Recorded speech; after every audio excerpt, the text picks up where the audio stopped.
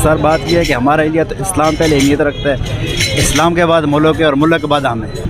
मज़हब ज़ाहिरी बात है, हम मुसलमान हैं और इस चीज़ पे हमें फ़ख्र भी है। इंडिया के अब मुसलमानों को क्या करना चाहिए? उधर के मुसलमान ज़ाहिरी बात है, जो भी सच्चा मुसलमान होगा वो फिर मुसलमानों का ही साथ देगा।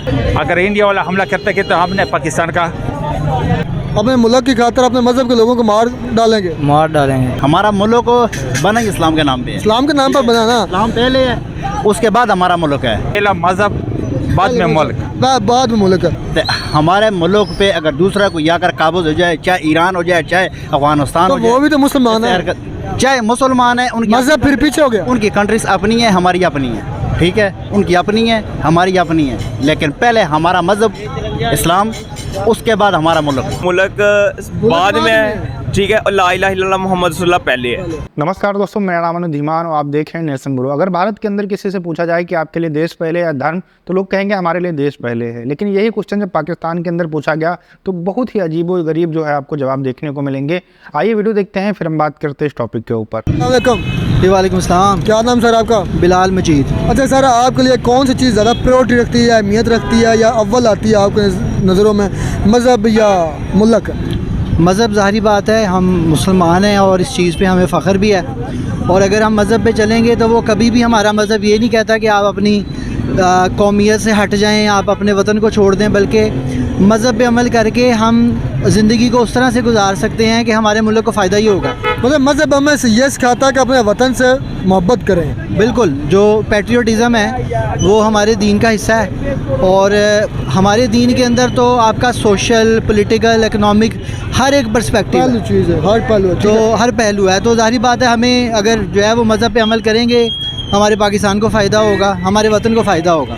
तो अच्छा, यही क्वेश्चन अगर मैं इंडिया के लोगों के लिए आपसे पूछूं, क्योंकि इंडिया में भी मुसलमान मौजूद हैं, अगर वो इंडिया हम पर हमला करता है या हम इंडिया पर हमला करते हैं, कोई भी सिचुएशन बनती है, कोई हमारे दरमियान झगड़ा होता है, तो जो इंडिया के मुसलमान हैं उनको क्या करना चाहिए? कि अपने इंडिया के मुल्क के साथ वफा करनी चाहिए या अपने मुसलमान भाइयों का साथ देना चाहिए जो पाकिस्तान में मौजूद है? देखें, जब एक वक्त आएगा, ये अभी छोटी छोटी लड़ाइयाँ हैं कि इंडिया जो है वो ज़्यादती करता है मुसलमानों के ऊपर, क्योंकि वो वहाँ पे रहते हैं, उनका माल, उनके कारोबार, उनकी फैमिलीज़ वहाँ पे हैं, तो वो बाहर बर्दाश्त करते हैं। लेकिन अगर एक वक्त ऐसा आता है कि ओवरऑल इज्तिमाई तौर पर इंडिया ये डिसाइड करता है कि वो हमारे ऊपर हमला करेगा या वो इस्लाम को, तो उधर के मुसलमान, ज़ाहिरी बात है, जो भी सच्चा मुसलमान होगा वो फिर मुसलमानों का ही साथ देगा। ये तो फिर अपने इंडिया के साथ, वो जो उधर इंडिया मुसलमान हैं उनके साथ, तो फिर वो इंडिया के मुल्क के साथ तो वो दो नंबरी हो जाएगी। देखें, बड़े आसान से तरीके से आपको समझाता हूँ। सेल्फ़ डिफेंस क्या चीज़ होती है? हम किसी को छेड़ते नहीं, किसी पर हमला नहीं करते, लेकिन अगर कोई बज़िद है कि वो हमारे ऊपर, हमारी इज़्ज़त के ऊपर, माल के ऊपर वो कब्ज़ा करेगा, तो फिर जब आखिरी रिजॉर्ट के तौर पर हम अपने माल को, इज़्ज़त को बचाने के लिए इंडिया के अब मुसलमानों को क्या करना चाहिए? इंडिया के मुसलमान देखें, अभी कोई हम लोग किसी ऐसे यूनाइटेड प्लेटफॉर्म पे नहीं है कि हम लोग, पूरी दुनिया के मुसलमान जो हैं वो इकोनॉमिकली इतने ज़्यादा पिसे हुए हैं कि उनकी सोच जो है वो उस लेवल पे नहीं है कि वो यूरोपीय यूनियन जैसे, यूनाइटेड नेशन जैसे बड़े प्लेटफॉर्म्स पे सब इकट्ठे हो सकें। जिस तरह के सारे शैतान इकट्ठे हैं, जिस तरह की सारी यूरोपीय जो यूनियन के अंदर जो सारी कंट्रीज़ यूनाइटेड नेशंस में सारी लॉबीज़ इकट्ठी हैं, क्योंकि वो इकोनॉमिकली स्ट्रॉन्ग है। आई थिंक सो, मेरे ख्याल में मज़हब ज़्यादा प्योरिटी रखता है, क्योंकि हम जिस नक्शे कदम पर चल रहे हैं वो हुज़ूर सल्लल्लाहु अलैहि वसल्लम का, जिन्होंने अपनी बहुत सारी मुश्किलों के बाद हमें ये इस्लाम दिलवाया है। तो मेरे ख्याल में इस्लाम तो क्या हमने मुल्क आसानी से हासिल किया? जी सर, सॉरी, क्या हमने मुल्क आसानी से हासिल किया? दीन तो हमने मुश्किलों से हासिल किया ही है, क्या हमने मुल्क आसानी से हासिल किया? सर फर्स्ट ऑफ ऑल मुल्क की बात नहीं है, मुल्क बाद में है, ठीक है, और ला इलाहा इल्लल्लाह मोहम्मद रसूलुल्लाह पहले है, ठीक है। तो इस वजह से ला इलाहा इल्लल्लाह मोहम्मद रसूलुल्लाह हमारी हर सांसों से पहले है। अच्छा सर, आप कह रहे हैं कि मुल्क से ज़्यादा मज़हब अजीज़ है। मेरे इस सवाल का फिर जवाब दें कि अगर कोई इस्लामी मुल्क है, हमारे हमसाया मुल्क ही अफ़गानिस्तान ले लें या ले लें अपना ईरान ले लें, इनमें से कोई हम पर हमला करता है या हमारी इनके दरमियान जंग लगती है, कोई मसला बनता, कन्फ्लिक्ट होता है, तो आपको क्या लगता है कि हम अपना मुल्क बचाने के लिए अपने उन मुसलमानों को, भाइयों को मार देंगे? सर अगर या इस्लाम बचाएंगे या मुल्क बचाएंगे? सर बात अगर इकोनॉमी की हुई तो फिर तो हम लड़ेंगे। इकॉनमी की नहीं, अगर बात आ गई आपके मुल्क की सालमियत पर, एक तरफ आपका मुल्क है कि आपके मुल्क के दरमियान जंग मतलब लग गई दोनों इस्लामी मुल्क के दरमियान, एक तरफ आपका मुल्क है और एक तरफ आपका मतलब कि ना मजहब है, मजहबी लोग हैं सामने, तो आप क्या बचाएंगे, मुल्क बचाएंगे या मजहबी लोग बचाएंगे? सर पहले तो हम कोशिश करेंगे सुलह सफाई से काम हो जाए। सुलह सफाई नहीं फ़र्क होता तो सर जाहिर सी बात है हमें मज़हब को ज़्यादा प्रायोरिटी देनी। कि आपके लिए इस्लाम ज़्यादा अहमियत रखता है या इस्लाम पहले है या मुल्क पहले है? सर बात यह है कि हमारे लिए तो इस्लाम पहले अहमियत रखता है, इस्लाम के बाद मुल्क है और मुल्क के बाद हमें। अच्छा, मैं एक आपको मिसाल दूं या आपसे मेरा ये क्वेश्चन ये भी बनता है, फिर आप जिस तरह कहा कि इस्लाम मज़हब पहले हमें अजीज़ है, नो डाउट मुझे भी अजीज़ है। अच्छा, अगर मैं आपको एक बात कहूँ, हम मुसलमान हैं और हमारा हमसाया मुल्क है ईरान, वो भी मुसलमान है और अफ़गानिस्तान भी मुसलमान है, ठीक है। अगर फ़र्क कर लें कभी ऐसा हो कि ईरान या अफ़गानिस्तान या कोई इस्लामी मुल्क हम पर हमला करता है, तो आप फिर क्या अपने मुसलमानों को इजाज़त देंगे कि पाकिस्तान पर कब्ज़ा कर लें? नहीं सर, ऐसे तो हम हरकत उनको नहीं देंगे कि हमारे मुल्क पे आके ऐसे काबू हो जाएं। नहीं, जिस तरह आप कह रहे हैं ना कि इस्लाम पहले है, वो हमारे इस्लामी भाई हो गए ना। वो हमारे इस्लामी भाई हैं, लेकिन हर बात का चाहे आप 1000 साल भी जंग लड़े ना, उसका मसला होता है आपस में मिल बैठ कर वो मसला हल किया मतलब सुलह सफाई एंड पर होती है, ठीक है।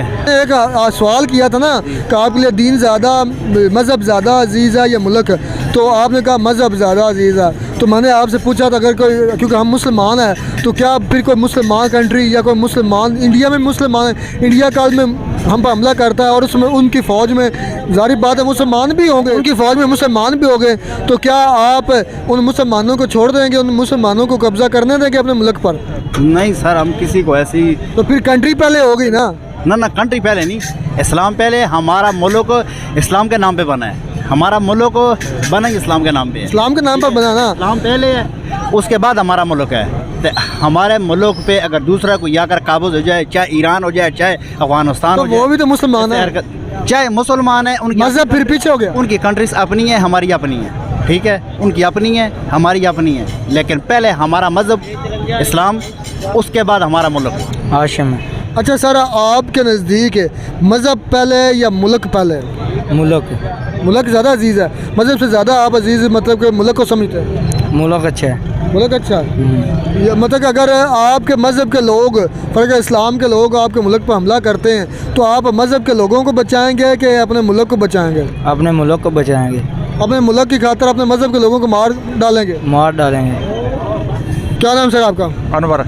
अच्छा सर, आज जिस टाइप अपनी वीडियो रिकॉर्ड करने का वो टॉपिक ये है कि आपके नज़दीक मज़हब ज़्यादा आपके नज़र में अहमियत रखता है या आगे आपके लिए, या मुल्क आपके लिए ज़्यादा अजीज़ या ज़्यादा अहमियत रखता है? बस हमारा भाईजान, ये दोनों बातें सही है, ठीक है। मुल्क भी अच्छा है और मज़हब भी है, लेकिन दोनों का मुकाबला करें, पहला मज़हब बाद में मुल्क, बाद में मुल्क है। अच्छा चलें, आप इस तरह करें कि हम मुसलमान हैं, हमारा मज़हब इस्लाम है, मुसलमान है।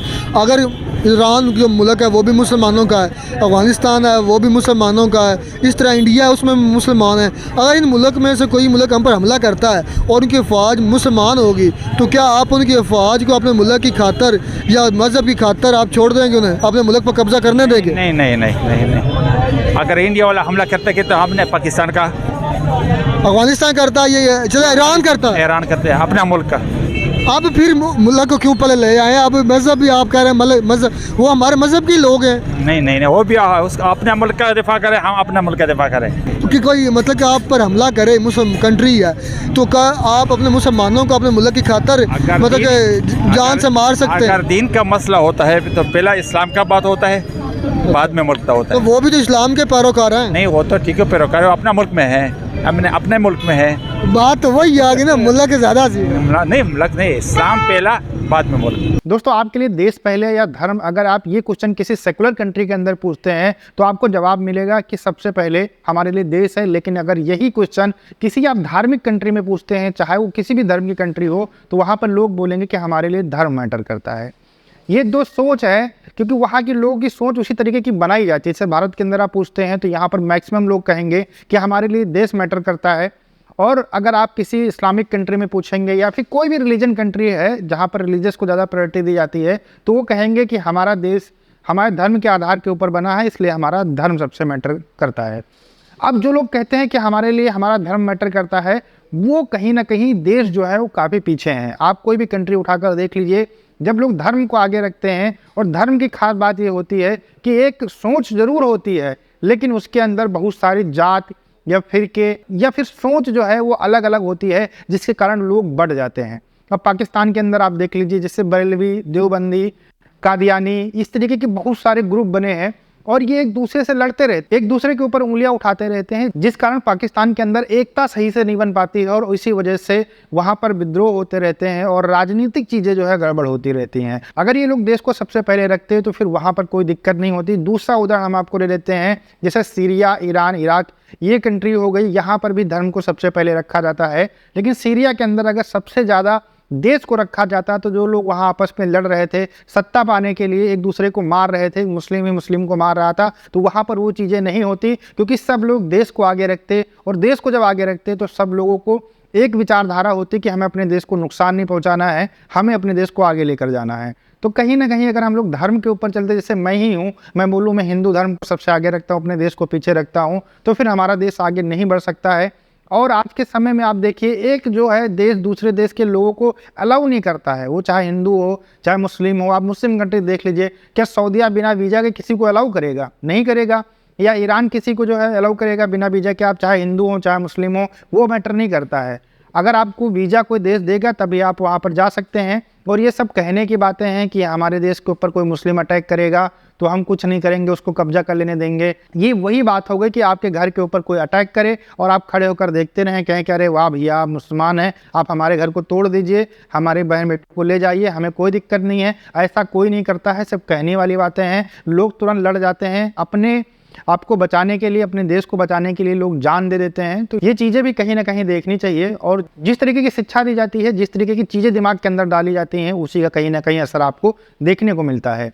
भारत के अंदर सब लोग मिलकर रहते हैं और एक ही सबका एम होता है कि हमें देश को एकजुट रखना है, हम मिलकर रहेंगे और अपने देश को आगे बढ़ाएंगे। इसीलिए यहाँ पर लोग कहते हैं कि हमारे लिए देश सबसे पहले है। दोस्तों, वीडियो कैसा लगा हमें कमेंट सेक्शन में ज़रूर बताइएगा। मिलते हैं नए वीडियो के साथ। नमस्कार, धन्यवाद, जय हिंद, जय भारत।